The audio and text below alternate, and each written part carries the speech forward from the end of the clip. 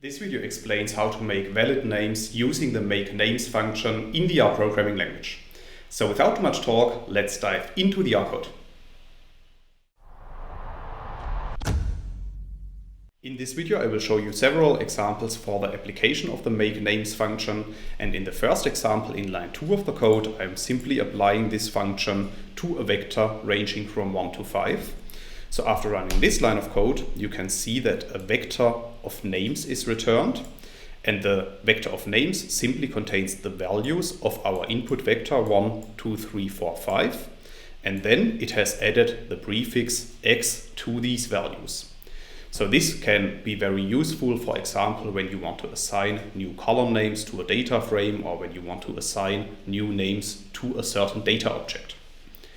However, one difficulty of applying the Makenames function is when several values in your input vector are the same.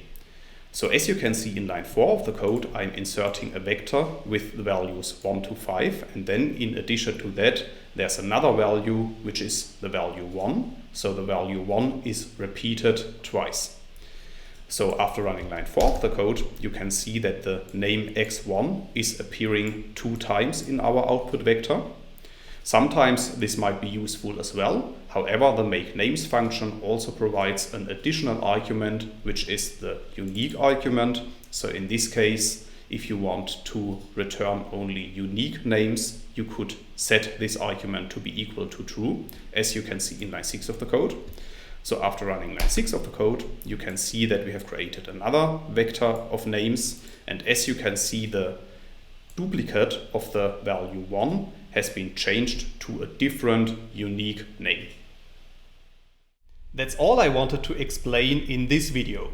In case you want to learn more on this topic, you may check out my homepage statisticsglobe.com, because on my homepage I have recently published a tutorial in which I'm explaining the content of this video in some more detail. I will put a link to this tutorial into the description of the video, so you can find it there. If you have liked this video or if you have any questions, let me know in the comments section below. I'll try to respond to all comments as soon as I can. Furthermore, make sure to subscribe to my YouTube channel to get notified about future video releases. I have already published about 500 videos on this channel, and I'm releasing new videos on a daily basis. Thanks a lot for watching. See you in the next video.